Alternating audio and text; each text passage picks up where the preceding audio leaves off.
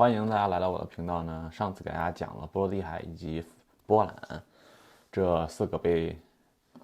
苏联入侵的国家。今天呢是想给大家带来一个也是同样被苏联侵略的国家之一，就是芬兰。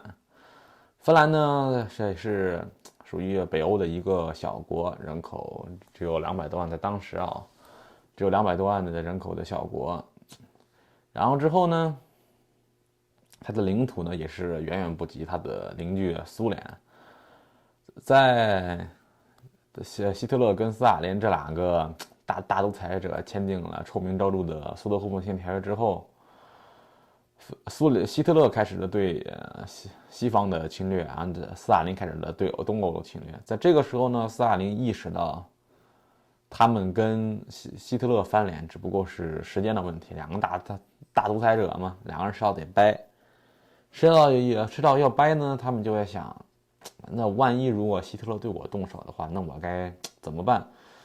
后来呢，苏联人就看到芬兰在地理上距离他们的列宁格勒，也就是如今的圣彼得堡的地理位置实在是过于近，他们就害怕，万一纳粹借道芬兰进攻圣彼得堡，这对于对苏联来讲的话是非常不利的一件事情。所以呢，苏联它要向芬兰提起了一个交易，就是交易部分芬兰的领土来换取，就用我领土来换你的领土。但不过他给芬兰的领土那都是北极圈以内的领土，然后芬兰人表示，那片地你自个儿留着吧，我们芬兰人民对你的北极圈不感兴趣。不感兴趣呢，他又想要芬兰的部分领土，想租借他们人家的汉克万岛。后来芬兰人就自然而然的就说不了。之后呢，苏联人既然一看说，看来我来文的你不听我的，那我就来动武的抽你吧。苏联人在没开干之前就觉得你一弹丸小国，你看我们光一人一口口水都能把你淹死，打你呢能多费点劲儿吗？苏联从领导者下到从斯大林本人到他的部下，再到军队的将军，再到其他士兵，都认为他们这击败芬兰只不过是分分钟的事情。但是没想到，从1939年的11月战争开始了以后，苏联人才意识到了自己犯了一个多么大的错误。当苏联人入侵芬兰以后，他们才发现，哎呀，芬兰跟他们想象的完全不一样。苏联是一个地势非常险峻，它有很险峻的国家。它芬兰不是有个外号嘛，叫千湖之国，很多的湖，又是湖啊，又是山啊，又是河呀，所以你入侵芬兰的时候，你的道路都并很狭窄，你的大部队很难推进，所以你只能分成小股部队进攻芬兰。这就让芬兰的本地人就有很好的方法去抵御侵略者的入侵。说芬兰它原本的常规军也就这几万来人，不到10万人的样子。但是芬兰的虽然是正规军虽然很少的，但芬兰的人民非常的好斗。所以当这些苏联侵略者来了之后呢，每一个芬兰的人民都是要奋起抵抗，坚决要把这些侵略者赶出自己的家园。所以他们在森林里，在湖边，在河上，在各种各样的地方的抵御苏联的侵略者。后来这战争开打之后呢，苏联人嘛，他也懂。你看一下现在乌克兰这个德行，你能知道他水平有时候就那样。苏联他在入侵芬兰的时候，很尴尬是他的从士兵的服装到坦克的涂装，他竟然用的都是怎么说呢？就是你哪能你在大冬天啊，你涂个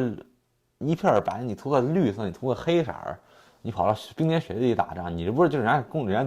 芬兰人10公里外都看得见你在哪儿？所以他一般是他的装备上的时候，再让他的后勤补给的这个你跟现在乌克兰一样，后勤补给的极其怎么说不方便吧，不发达吧，导致他入侵芬兰以后，经常就是士兵打着后面没补给。但是其实也有芬兰人意识到我正面跟苏联人硬刚是肯定干不过你的，所以芬兰人就很聪明，专门袭击苏联人的后勤车队，你的野战医院，你的厨房，专门干这事儿，我让你病了你没地儿去，我让你饿了你没地儿吃饭。就因为芬兰人的这样的打，再加上芬兰人滑雪，人人都是滑雪高手，在森林里来无影去无踪，打的苏联侵略者找不着北。后来就因为这样的打法，导致芬兰大有这些能一夫当关万夫莫开的，一个人打10几个人，甚至几个人打上百人的苏联部队都是大有人在。所以芬兰因为长期被苏联人被芬兰人长期这样的折磨吧，怎么说呢？心理压力也是非常大的。这样很有名的一个就是叫西蒙海耶的一个芬兰士兵，他光一个就狙杀了500多名苏联士兵，所以他给苏联人都给他送个人送外号白色死神。而像他这样的芬兰士兵也是大有人在，就导致哪怕无论天多冷，苏联人甚至都不敢生火，就害怕被芬兰人狙杀。后来呢，战争的越来越进行，苏联人一看在侧面战场既然无法从正面战场吧，芬兰人早就预料到苏联人迟早有一天会侵略自己，所以就由芬兰的国防部长曼纳海姆将军就修建了一条防线，也就以他的名字命名为曼纳海姆防线。曼纳海姆防线有点说起来像是芬兰版的马奇诺防线，但马奇诺防线都属于世界上的无用功之一，毛用不顶。但曼纳海姆防线是确确实实的体现出了它的作用。当苏联军队从正面进攻曼纳海姆防线的时候，由芬兰人修建的钢筋水泥混合的堡垒，苏联人根本就无法突破。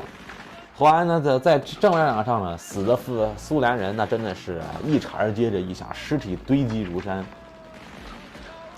后来呢，只有在这1939年的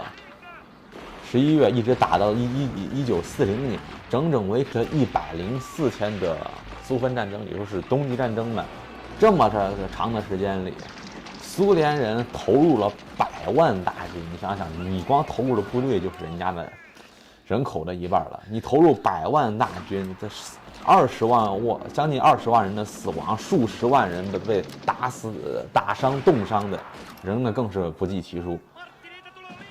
就因为这苏联在冬季战争的表现如此的拉垮的，所以这是让后来希特勒有了进攻苏联的决心。希特勒原本他还是对苏联有一丝的忌惮和恐惧的，但后来因为冬季战争苏联人的表现，这让希特勒彻底没有了对苏联的忌惮。但芬兰人民虽然非常的顽强的抵抗苏联侵略者，也打出了非常光辉的战绩，但是可惜，毕竟国家太小了。在苏联法西斯疯狂的侵略之下，芬兰人民虽然说用自己的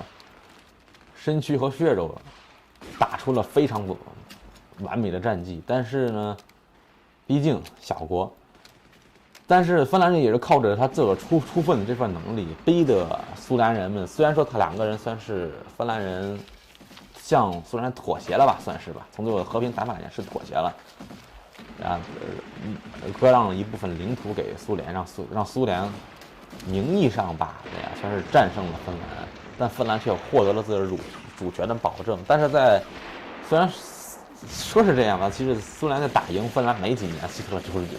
没几个月吧，希特勒就入侵苏联，所以芬兰人民一听，哟呵，希特勒来了，苏联人很高兴的帮着自己的纳粹朋友一起去打斯大林去了。后来呢，从芬兰的这次来看来的话，就是苏联人的战斗力到底怎样？从当年的苏芬战争到如今的俄乌战争，大家也都能看得出来。然后呢，就是像前几天芬兰和瑞典，他们说自个儿要加入北约，那毛子就出来放话说你敢加个试试芬兰人也很硬气，说如果说你们这帮毛子你又想再搞什么事情，我们不介意把你和你的祖先埋到一起。所以呢，今天就是想跟大家讲的呀，说对付侵略者的唯一办法的呀，就是跟他战斗到底。只有向他展示你比他更强大，你的拳头比他更硬，他才会退缩，他才会害怕。谢谢大家观看我的视频，如果大家喜欢我的视频的话，请订阅、点赞、打开视频下方的小铃铛。如果你改变你的心意的话，你随时还能再改回去。谢谢大家，我们下期再见。